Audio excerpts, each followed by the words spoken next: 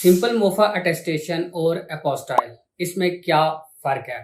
Recently आप सबने सुना होगा कि मोफा ने एक न्यू अटेस्टेशन सर्विस जो है ना वो लॉन्च की है जिसको अपोस्टाइल कहते हैं। तो इसके बाद से क्या हो रहा है कि लोग काफ़ी ज़्यादा कन्फ्यूज़ हैं कि हम नॉर्मल जो है ना अटेस्टेशन कराएँ या फिर हम अपोस्टाइल कराएँ। तो आज की वीडियो में मैं आपको इन दोनों के जो डिफरेंसेस हैं या इन दोनों के जो फ़ायदे हैं वो आपको मैं आपके साथ शेयर करूंगा और आपको बताऊंगा कि कौन से कंट्रीज हैं जिसके लिए आपको अपोस्टाइल करवाना चाहिए, कौन से कंट्रीज हैं जिसके लिए आपको सिंपल जो है ना मोफा अटेस्टेशन करवानी चाहिए। इसकी प्राइस वगैरह कितनी है, मतलब अगर आप अटेस्टेशन करवाने जाते हैं तो आपके कितने पैसे लगते हैं, प्रोसेस क्या है, टाइम कितना लगेगा, ये सारी चीज़ें जो है ना आज की वीडियो में मैं आपके साथ शेयर करूंगा, ताकि इस वीडियो को देखने के बाद जो आपकी एक कन्फ्यूजन है कि अच्छा अपोस्टाइल है या सिंपल जो है अटेस्टेशन है, कौन सी आपके लिए बेहतर है। तो चलते हैं जो ना दोबारा अपने टॉपिक के ऊपर। सबसे पहले मैं थोड़ा अपोस्टाइल के बारे में आपको बता देता हूँ, बिल्कुल इसको ना हम सिंपल कर लेते हैं। आप एक एग्जांपल ले लें कि आप जो है ना दूसरे किसी कंट्री जा रहे हैं, यूरोपियन कंट्री जा रहे हैं, ठीक है, आपके एजुकेशनल डॉक्यूमेंट्स हैं तो वो उस कंट्री में उस टाइम तक लीगलाइज नहीं होंगे, उस टाइम तक एक्सेप्टेड नहीं होंगे जब तक जो है ना आपके कंट्री में सबसे पहले अगर इंटर के हैं, मैट्रिक के हैं तो वो आईबीसीसी से टेस्ट ना हो। सेकेंडली अगर वो ग्रेजुएशन से ऊपर के हैं तो वो एचईसी में टेस्ट ना हो।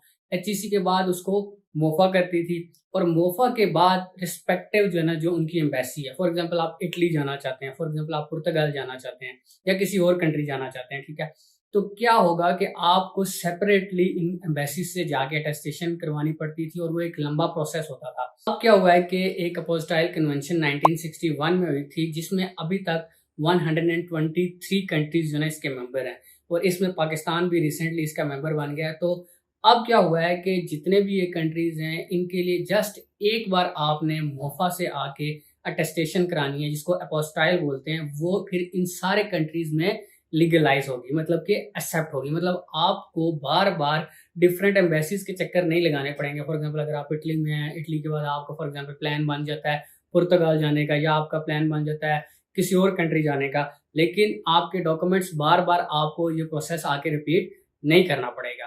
अब इसमें जो एक मेन इंपॉर्टेंट बात समझने वाली है, जो 123 कंट्रीज हैं उनकी लिस्ट जो है ना मैं आपकी स्क्रीन के ऊपर जो है ना ऐड कर दूंगा, आप उसको देखें और अगर आप उस कंट्री जा रहे हैं तो अपोस्टाइल आपके लिए बेनिफिशियल है। सबसे पहली चीज आपने ये याद रखनी। सेकेंडली, जिस तरह के मैं वीडियोस बनाता हूँ अपनी यूई कम्युनिटी के लिए, जो दुबई में लोग हैं या सऊदीया में लोग हैं या इवन बहरीन में लोग हैं, कतर में लोग हैं, तो आप लोगों को ये बताऊंगे जब आप इस लिस्ट को देखेंगे उसके अंदर वाजिया लिखा हुआ है कि यहाँ पे अपोस्टाइल जो है ना वो अभी तक जो है ना नहीं जो है ना चलता, अभी तक यहाँ पे एक्सेप्ट नहीं हो रहा। आपको वही जो पुराना कन्वेंशनल तरीका है जिसमें क्या होता है कि आपने मोफा से अटेस्टेशन करानी है सिंपल, और उसके बाद आपने रिस्पेक्टिव जो है ना एम्बेसी से, फॉर एग्जांपल आप सऊदीया जा रहे हैं तो आप मोफा के बाद सऊदी एम्बेसी में जाएंगे। अगर फॉर एग्जांपल सऊदीया के बाद आपका प्लान बन जाता है दुबई जाने का या यूएई जाने का, तो फिर आप अपनी डिग्री पे उस एम्बेसी की अटेस्टेशन कराएंगे, या उसके बाद आपका कतर जाने का दिल करता है तो देखिए आपको फिर उस एम्बेसी की करवानी पड़ती है।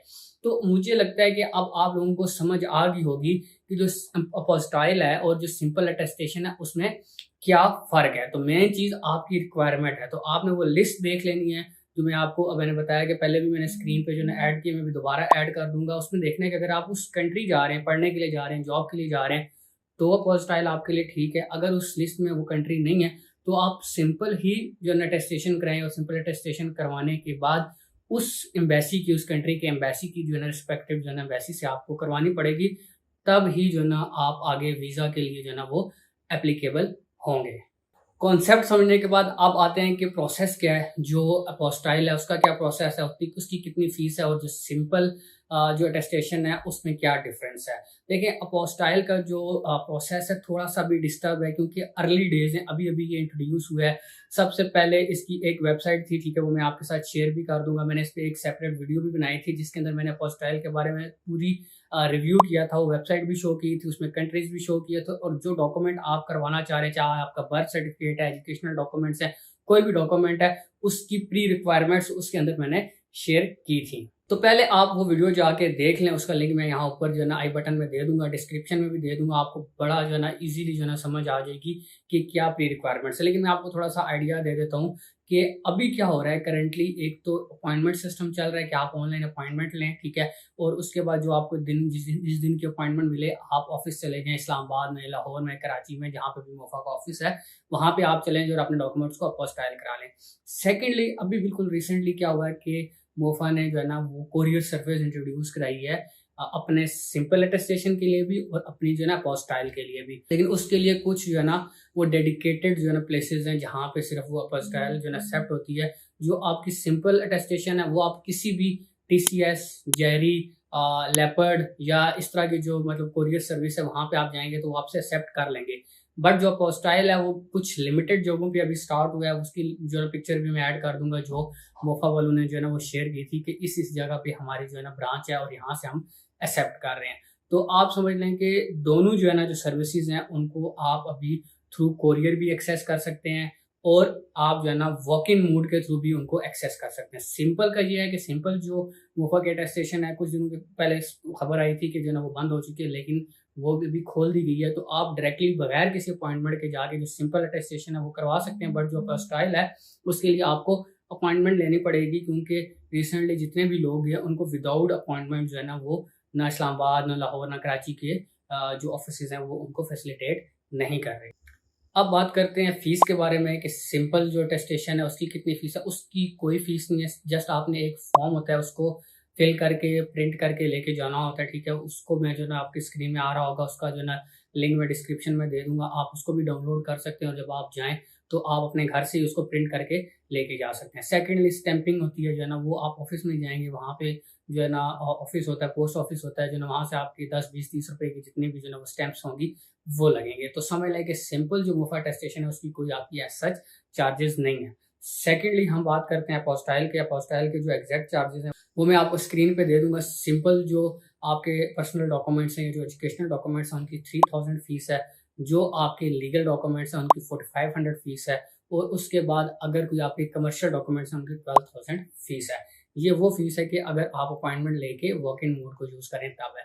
अगर आप कोरियर सर्विस यूज करेंगे तो उसका जो है ना सुनने में 1000 से 2000 रुपीज के दरमियान जो है ना बेस्ड अपॉन आपका एक डॉक्यूमेंट है, 2 डॉक्यूमेंट है, 3 डॉक्यूमेंट है और TCS आप यूज कर रहे हैं, आप लेपर्ड यूज कर रहे हैं, आप जेरी यूज कर रहे हैं, आप कौन सी सर्विस यूज कर रहे हैं। सेम इसी तरह जो सिंपल अटेस्टेशन है वो भी जो है ना TCS, जेरी और लेपर्ड दे रहे हैं, तो उसकी भी फीस 700 से लेके 1000 रुपीज तक है। सो आई होप आपको इस वीडियो को देखने के बाद डिफरेंस समझ आ गया होगा कि सिंपल मोफा अटेस्टेशन क्या है और अपोस्टाइल क्या है, इसमें पैसे कितने जो है ना डिफरेंस है, क्योंकि आपको पता है अपोस्टाइल थोड़ा महंगा है और ज़्यादातर ये यूरोपियन कंट्रीज में एप्लीकेबल है। और जिस तरह के मेरी यूएई कम्युनिटी के मैं उनको बताऊंगा कि अभी तक अपोस्टाइल जो है ना उनके कंट्रीज में, जिस तरह UAE हो गया, सऊदीया हो गया, कतर हो गया, बहरीन हो गया, यहाँ पे अभी तक अपोस्टाइल इम्प्लीमेंटेड नहीं है। तो आप लोग अपनी सिंपल ही मोफा अटेस्टेशन कराएं, आपको अपोस्टाइल करवाने की जरूरत नहीं है। तो इन सारे टॉपिक्स पे मैंने ऑलरेडी वीडियोस अपने चैनल पे बनाई हुई हैं। फॉर एग्जांपल अगर आप UAE मूव होना चाह रहे हैं तो UAE एम्बेसी से आपने अटेस्टेशन कैसे करवानी है, या अगर आप दुबई जाना चाहते हैं तो उसका क्या प्रोसेस है, तो इन सारी वीडियोस के लिंक मैं डिस्क्रिप्शन में भी दे दूंगा। तो आप जाएं, उनको देखें और इनसे मैक्सिमम बेनिफिट हासिल करें। अगर अभी भी वीडियो देखने के बाद भी आपको कोई कन्फ्यूजन है अपोस्टाइल से रिलेटेड या सिंपल मोफा अटेस्टेशन से रिलेटेड, तो या तो आप कमेंट्स में मुझसे पूछ सकते हैं या फिर डायरेक्टली आप जो है ना मेरा व्हाट्सएप नंबर स्क्रीन पे आ रहा होगा, आप उस पर मुझे मैसेज करके मुझसे पूछ सकते हैं। तो मैं कोशिश करूंगा कि जो आपकी क्यूरी है उसको जल्द से जल्द जो है ना वो आंसर कर सको। तो मिलते हैं नेक्स्ट टाइम एक और न्यू वीडियो के साथ, तब तक अपना ख्याल रखिएगा। अल्लाह हाफिज।